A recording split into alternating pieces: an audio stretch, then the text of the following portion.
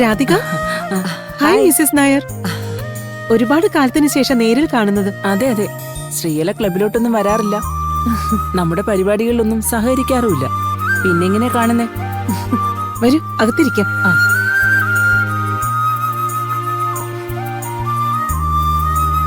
ഒന്നും മനഃപൂർവ്വമല്ല, വരണമെന്നൊക്കെ വിചാരിക്കും. പക്ഷേ ഒരു 100 കൂട്ടം കാര്യങ്ങളാ.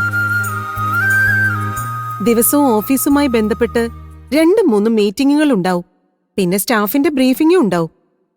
അതൊക്കെ കഴിയുമ്പോ വീട്ടിൽ വന്നൊന്നും സ്വസ്ഥമായി ഇരിക്കാനാവും തോന്നുന്നു. അതാ അങ്ങോട്ടൊക്കെ ഇറങ്ങാൻ മടിക്കുന്നെ. അമ്മേ, അമ്മയ്ക്കറിയാലോ, ഇത് മിസ്സസ് നായർ, ഇത് രാധിക. രണ്ടാളും വിമൻസ് ക്ലബിന്റെ നട്ടല്ല. അറിയാം, മുമ്പ് ഇവിടെ വന്നിട്ടുള്ളതല്ലേ. രണ്ടുപേരെയും കാണണോന്ന് പറഞ്ഞ് ശ്രീയല വിളിച്ചു പറഞ്ഞപ്പോ അത് വെറുതെ ഒന്ന് കണ്ട് സംസാരിച്ചു പോകാൻ വേണ്ടിയല്ലാന്ന് വിചാരിക്കുന്നു. അല്ലേ ചേച്ചി? അതെ. പരസ്യകളെ എന്തൊക്കെയുണ്ട് വിശേഷങ്ങള്? ഞാൻ എന്റെ മകനുമായി ബന്ധപ്പെട്ട ഒരു ആവശ്യം പറയാൻ വിളിച്ചതാ. കാര്യങ്ങളൊക്കെ രണ്ടുപേർക്കും അറിയാലോ. നേരത്തെ അവനൊരു കല്യാണം നിശ്ചയിച്ചു. ഒട്ടും പ്രതീക്ഷിക്കാത്ത സാഹചര്യത്തിൽ അത് മുടങ്ങി. അതെന്റെ മോന് വലിയ ഷോക്കായി.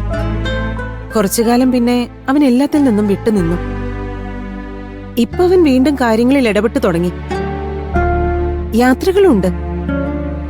ഇനിയും അവനെ ഇങ്ങനെ ഒറ്റയ്ക്ക് വിടാൻ പറ്റില്ല. അത് ശരിയാ ശ്രീയല, എത്രയും വേഗം അവന് നമുക്കൊരു കല്യാണം നടത്തണം. അതെ, ഞാനും അത് തന്നെയാ ചിന്തിക്കുന്നത്. എത്രയും വേഗം അവനൊരു കല്യാണം നടക്കണം. അതിനെനിക്ക് മിസ്സസ് നായരുടെയും രാധികയുടെയും സഹായം വേണം. മറ്റൊന്നുമല്ല, അവന് ചേരുന്ന ഒരു പെൺകുട്ടിയെ കണ്ടുപിടിച്ചു തരണം. നിങ്ങൾക്ക് ഒരുപാട് ബന്ധങ്ങളും സൗഹൃദങ്ങളും ഒക്കെ ഉണ്ടല്ലോ. അതുകൊണ്ട് ഒരു പെൺകുട്ടിയെ കണ്ടുപിടിക്കാൻ ഈസിയാ. ഞങ്ങൾക്കെന്നല്ല, എല്ലാവർക്കും അത് ഈസി ആയിരിക്കും. വളരെ റെപ്യൂട്ടഡ് ആണ് ശ്രീകലയുടെ മാധവ ഗ്രൂപ്പ് ഓഫ് കമ്പനീസ്.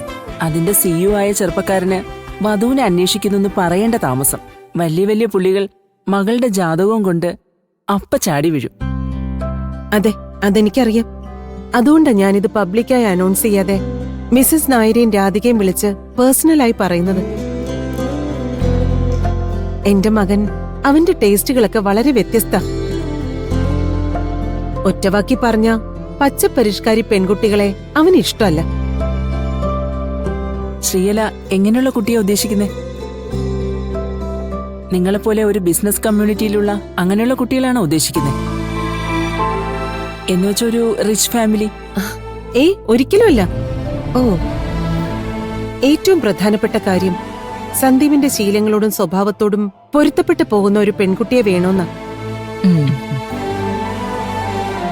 നോക്ക്, എത്ര ആർഭാടത്തോടെ ജീവിക്കാനുള്ള സാഹചര്യം ഇവിടെയുണ്ട്.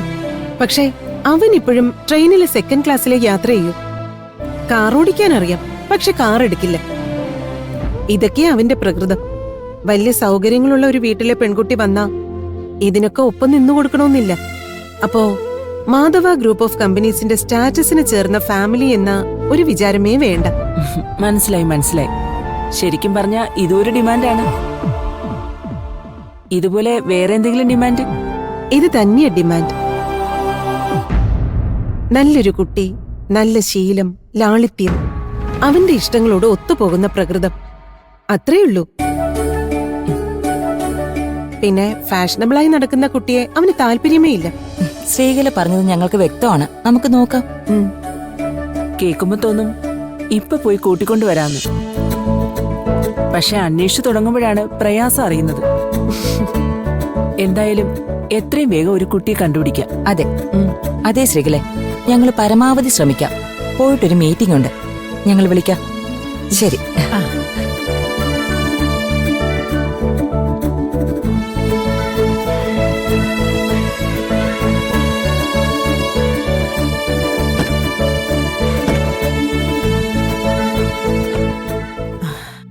അവര് ഇതേ ശരണമായിട്ട് നടക്കുന്ന ആൾക്കാരാ. നീ പറഞ്ഞ മട്ടിലൊരു പെൺകുട്ടിയെ കണ്ടുപിടിക്കാനൊന്നും അവർക്ക് വലിയ പ്രയാസമൊന്നും ഉണ്ടാവില്ല. അവര് കുട്ടിയും കൊണ്ടുവരുമ്പോ സന്ദീപ് സമ്മതിക്കൂ? അവനെ കൊണ്ട് സമ്മതിപ്പിക്കാൻ നിനക്ക് സാധിക്കൂ? സാധിക്കും.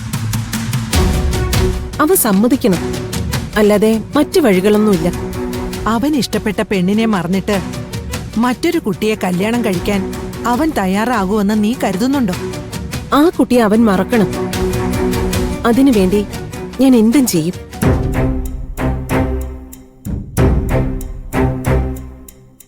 അവളെ മറന്ന് ഞാൻ തീരുമാനിക്കുന്ന കല്യാണത്തിന് അവൻ സമ്മതിക്കണം. സമ്മതിച്ചേ തീരൂ.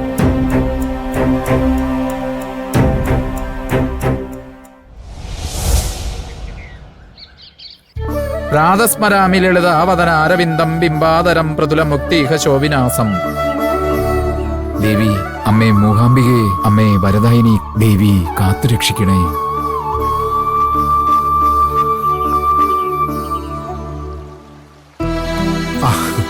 കുമാരേട്ടാ, ദേവൂട്ടിയുടെ വളയില്ലേ, അത് കിട്ടി. കിട്ടിയോ? എവിടെന്ന് കിട്ടി? ദേവൂട്ടിയെ കിട്ടിയതുപോലെ തന്നെ സൗവർണികയെന്ന്. ഇന്നലെ വൈകിട്ട് ദേവൂട്ടി പതിവ് പോലെ സൗവർണിക പോയപ്പോ അവിടുന്ന് കിട്ടിയെന്നാ പറഞ്ഞേ. ഇവിടെന്നോ? അതേന്നേ.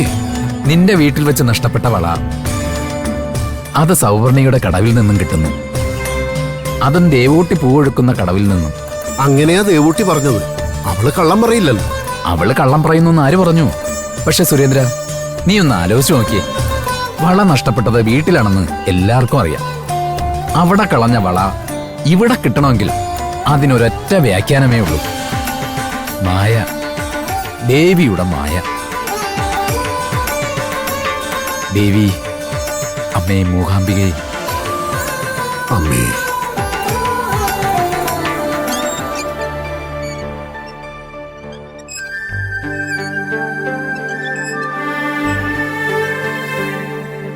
എന്താടാ? എന്താ നീ ഇങ്ങനെ കപ്പല് തകർന്ന കപ്പിത്താനെ പോലെ കിടക്കുന്നത്? ഒന്നുമില്ലമ്മേ, നല്ല സുഖമല്ലേ? സുഖക്കേട് നിന്റെ ശരീരത്തിനല്ലെന്ന് നിന്നെ കണ്ടാ തന്നെ എനിക്ക് മനസ്സിലാവും. ഇന്നും ഇന്നലെയൊന്നും അല്ലല്ലോ നിന്നെ ഞാൻ കാണാൻ തുടങ്ങിയത്. പറ, ഇപ്പോഴത്തെ പിള്ളേര് പറയും പോലെ അവള് നിന്നെ തേച്ചിട്ട് പോയോ? ഇല്ലമ്മേ, അവള് വന്നു. അന്ന് പിണങ്ങിപ്പോയതിന് ക്ഷമയൊക്കെ പറഞ്ഞു. നല്ല ബന്ധം ഇപ്പോ. ഓ, അത് ശരി. അപ്പൊ അതിന്റെ ആലസ്യത്തിലാണ്. എന്നാ കിടന്നു. അമ്മേ, എന്താടാ? അമ്മ പ്രേമിച്ചിട്ടുണ്ടോ? കെട്ടി വന്നതിന് ശേഷം. ഓ. അവിടെ പിന്നെ പിണങ്ങിയാലും രക്ഷയില്ല. പരമാവധി നമ്മുടെ വീട്ടിൽ പോകാം. വീട്ടിൽ ചെന്ന് 2 ദിവസം കഴിയുമ്പോ അമ്മ ചോദിക്കും നീ എപ്പോ തിരിച്ചു പോകുന്നു. 3-ാം ദിവസം ആരെയെങ്കിലും കൂട്ടി തിരിച്ചയക്കും. അതേ നടക്കൂ.